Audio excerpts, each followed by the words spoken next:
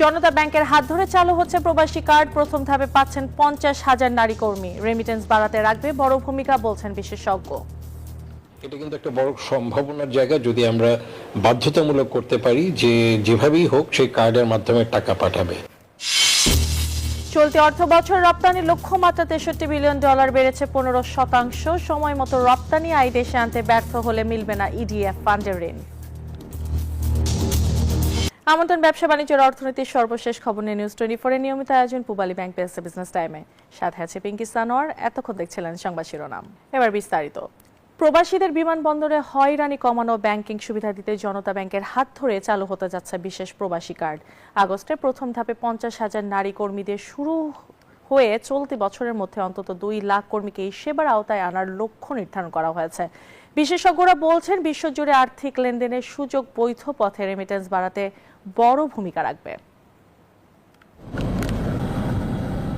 প্রিয়জন ছেড়ে দূরপরবাসে হাড়ভাঙা খাটুনি, এই নিয়েই প্রবাসীদের জীবন।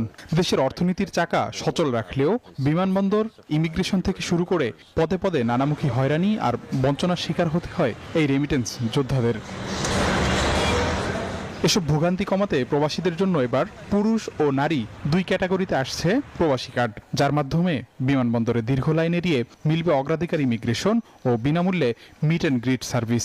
সাথে আন্তর্জাতিক বিমানবন্দর লাউঞ্জে বিনামূল্যে প্রবেশ এবং হাসপাতালে বিশেষ চিকিৎসা ছাড় পাবেন তারা। আন্তর্জাতিক ইভিএম চিপযুক্ত এই কার্ডের মাধ্যমে সরাসরি বিকাশ, নগদ সহ যে কোনো MFS এ সহজেই টাকা পাঠানো যাবে। আগস্টেই প্রথম ধাপে 50,000 নারী কর্মী দিয়ে এটি শুরু করার কথা জানিয়েছে জনতা ব্যাংক।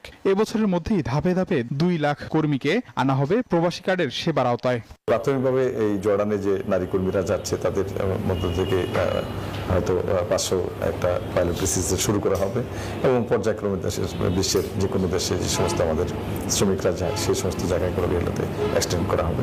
এই উদ্যোগ প্রবাসীদের ব্যাংকিং চ্যানেলে রেমিটেন্স পাঠাতে আরো বেশি উদ্বুদ্ধ করবে বলে মনে করছেন খাত সংশ্লিষ্টরা।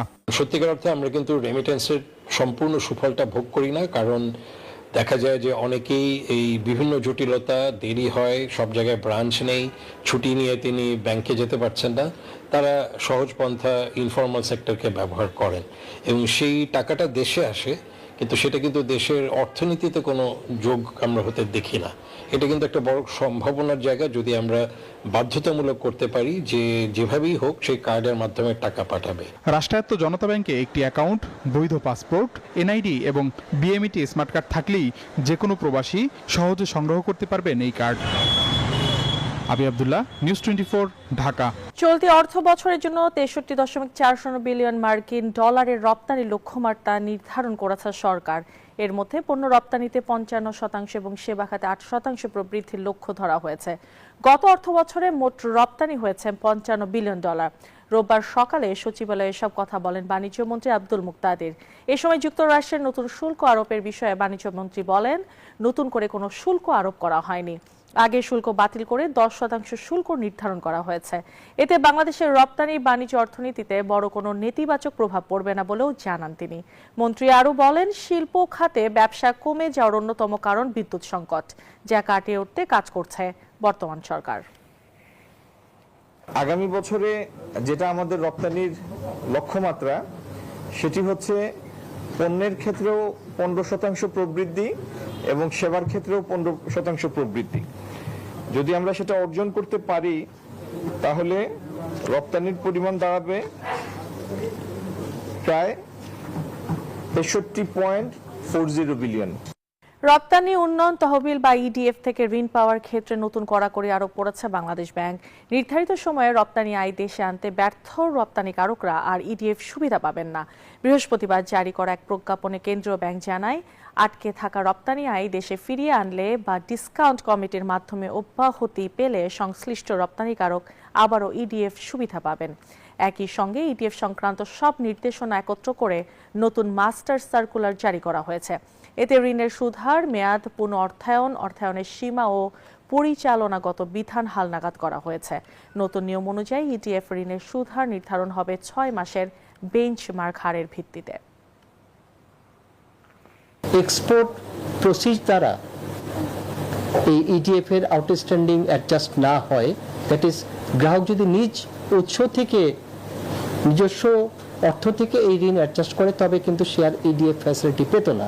অর্থাৎ ইডিএফ এর লোন এক্সপোর্ট প্রসিড থেকেই অ্যাডজাস্ট করতে হবে। সদ্য সাবেক রাষ্ট্রপতি মোহাম্মদ শাহাবুদ্দিনের বিরুদ্ধে আলাদা আর্থিক অনিয়মের তদন্ত করবে না কেন্দ্রীয় ব্যাংক। রোববার সাংবাদিকদের কথা জানিয়েছেন বাংলাদেশ ব্যাংকের মুখপাত্র আরিফ হোসেন খান।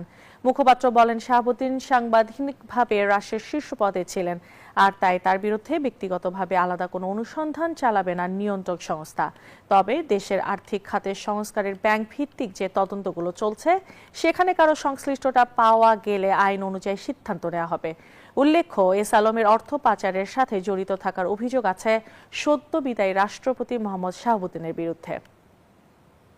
রাষ্ট্রের সর্বোচ্চ উনি 1 নম্বর ব্যক্তি ছিলেন, হ্যাঁ, রাষ্ট্রের সংবিধান অনুযায়ী, এবং এই ধরনের সংবেদনশীল বিষয়গুলো আসলে বিধি মোতাবেক যখন অ্যাড্রেস করার প্রয়োজন তখনই করা হবে। এটা আলাদা করে বাংলাদেশ ব্যাংক কোনো বিশেষ প্রায়োরিটি দিচ্ছে বা কোনো টার্গেট নিয়ে কোনো কাজ করতেছে, এরকম হওয়ার সুযোগ নেই। দেশের চা শিল্পের বিকাশ, উৎপাদন সক্ষমতা বৃদ্ধি ও দীর্ঘদিনের সমস্যার সমাধানের প্রয়োজনীয় সহযোগিতার আশ্বাস দিয়েছেন প্রধানমন্ত্রী।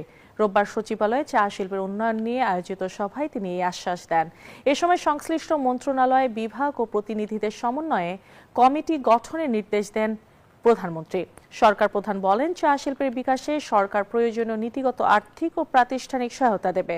সভায় দেশের বিভিন্ন চা বাগানের মালিক ও সংশ্লিষ্ট প্রতিনিধিরা এ শিল্পের বর্তমান অবস্থা, উৎপাদন ব্যয় বৃদ্ধি, অর্থায়নের সংকট, জ্বালানি ব্যয় এবং আন্তর্জাতিক বাজারে প্রতিযোগিতা ধরে রাখার চ্যালেঞ্জ সহ বিভিন্ন বিষয়ে প্রধানমন্ত্রীর সামনে তুলে ধরেন।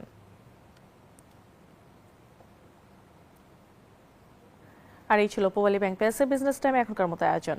ধন্যবাদ।